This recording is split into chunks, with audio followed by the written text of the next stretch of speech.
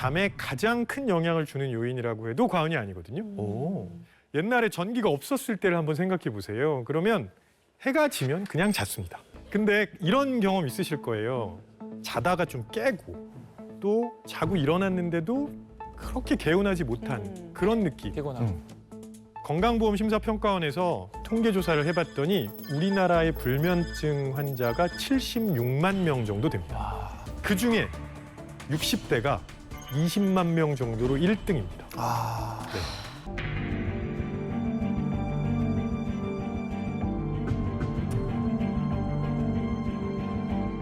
왜 연령이 증가하면서 잠을 잘 못 자느냐. 아주 중요한 원인 중에 하나는 수면 호르몬인 멜라토닌 분비가 감소해서 그렇습니다. 생활 패턴도 변하죠. 대부분 은퇴 시기랑 맞물리면서 활동량도 줄어들고 그다음에 습관도 변화되고 그러다 보니까 잠을 잘 못 자게 됩니다. 여기서 생각해 볼 수 있는 게 그럼 어떻게 자는 게 좋은 거지? 라는 궁금증이 드는데요. 그걸 확인하기 위해서는 크로노타입이라는 걸 한번 보셔야 됩니다. 언제 자는 게 본인한테 가장 좋은지, 어떤 방식으로 자는 게 좋은지 이런 것들을 지표로 만들어서 유형으로 나눈 거거든요. 사자형, 곰형, 늑대형, 돌고래형으로 나눌 수 있습니다. 사자형은 새벽형 인간입니다. 아침에 굉장히 일찍 일어나고요. 일찍 일어나다 보니까 지금 사회가 요구하는 그런 거에 되게 잘 맞죠. 그렇죠. 부지런해 보이고. 네, 꽤 낙관적인 편이기도 하고요. 그러다 보니까 저녁 때 되면 잠도 잘 자요. 아, 부럽다. 네, 그래서 이런 분들은 수면 욕구가 그렇게 강하지 않습니다. 그냥 때가 되면 잘 자니까.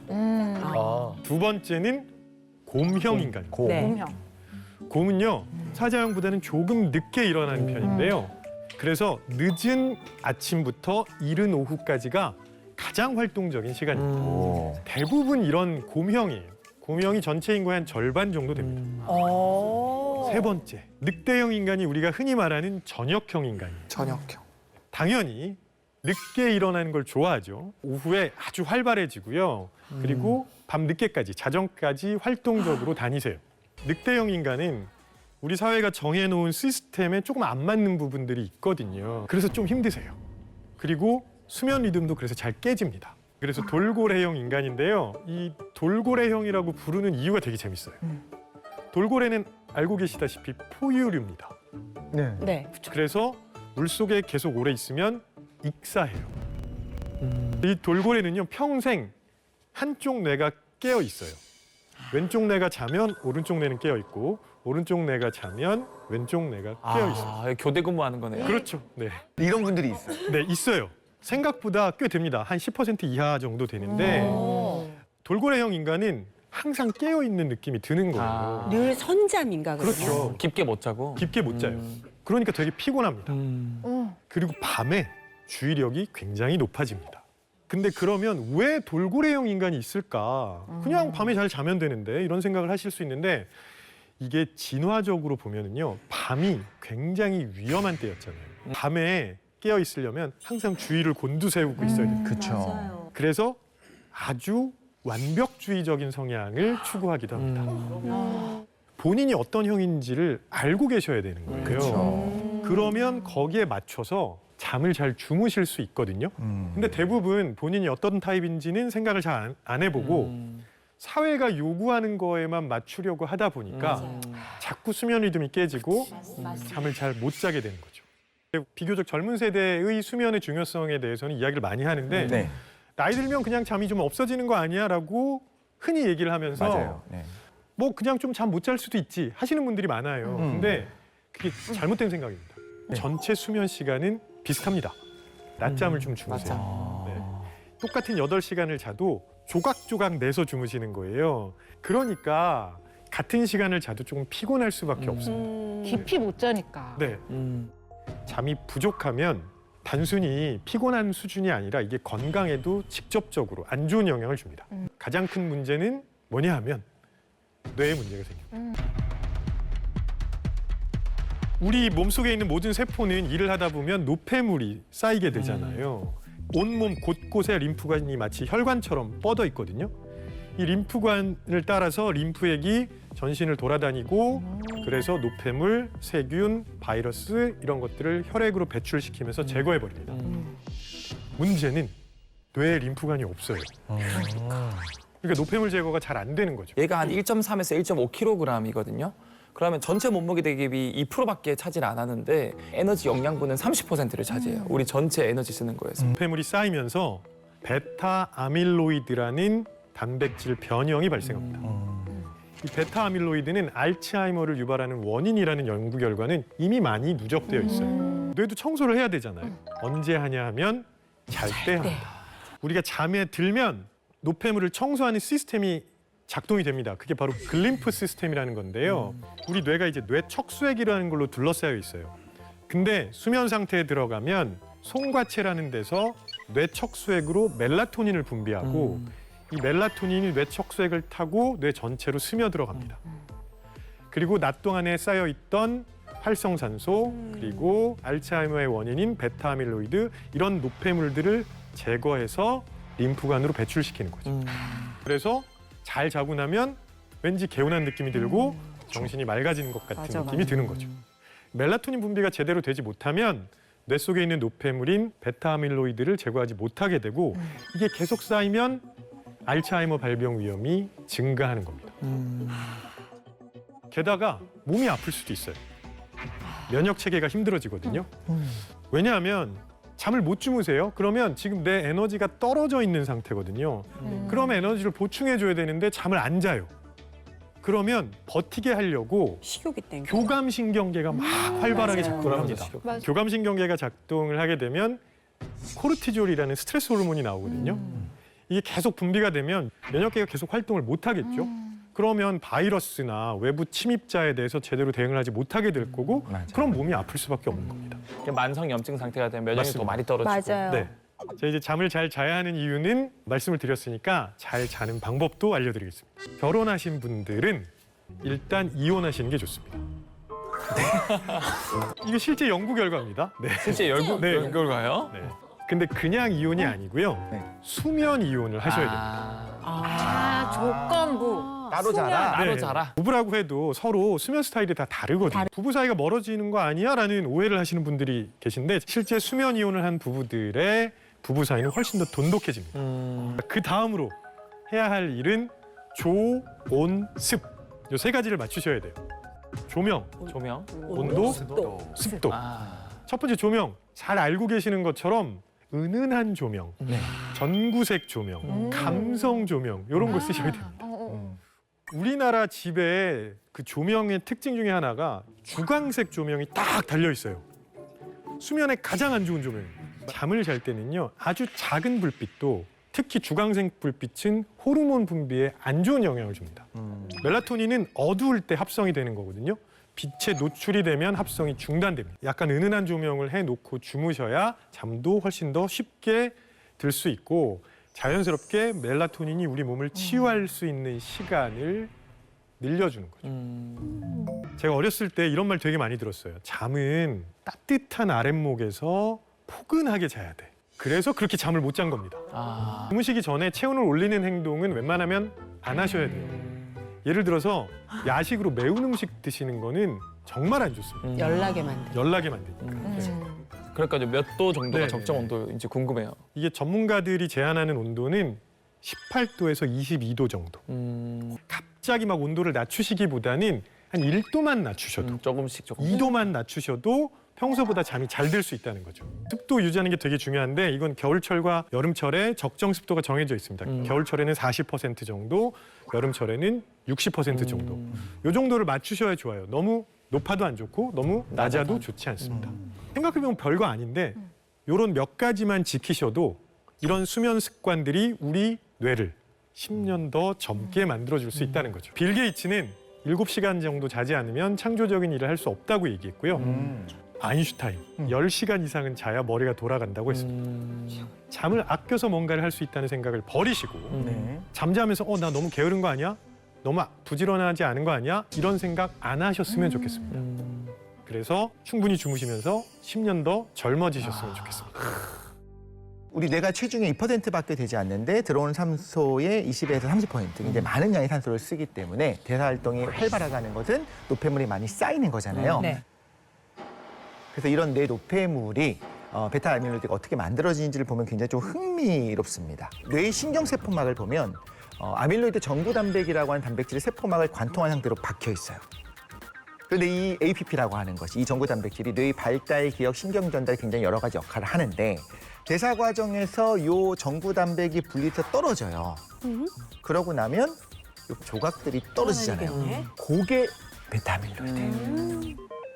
그래서 이렇게 잘린 조그만 조각들, 베타 아밀로이드들이 어떤 역할을 하냐면 이 둘들이 끈적끈적하게 서로 뭉쳐요.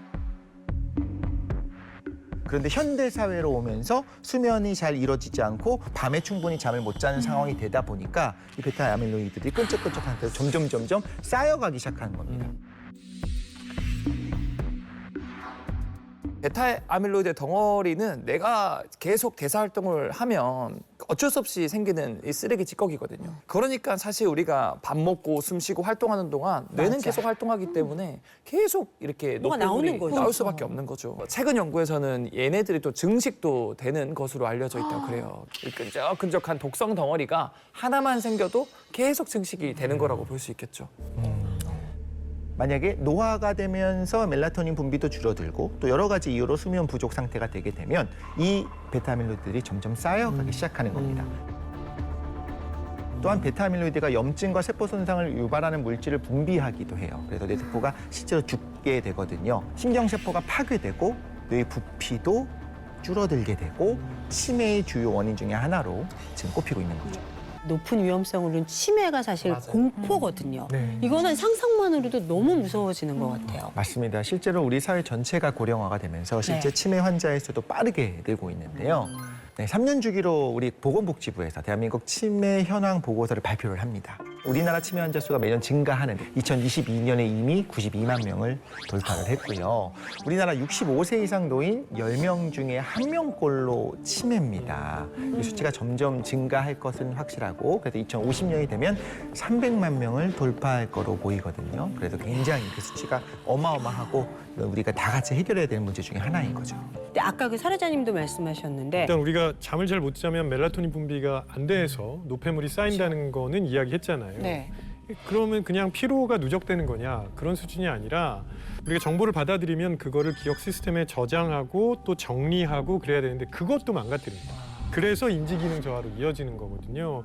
우리가 무언가를 기억을 하려면 일단 3가지 단계를 거쳐야 되는데 먼저 기억을 형성해야 되고요.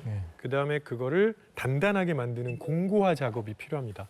그리고 나중에 이제 그거를 다시 꺼내는 회상 작업이 있는 거죠. 근데 잠을 제대로 자지 못하면 베타 아밀로이드가 제거가 안 되고요.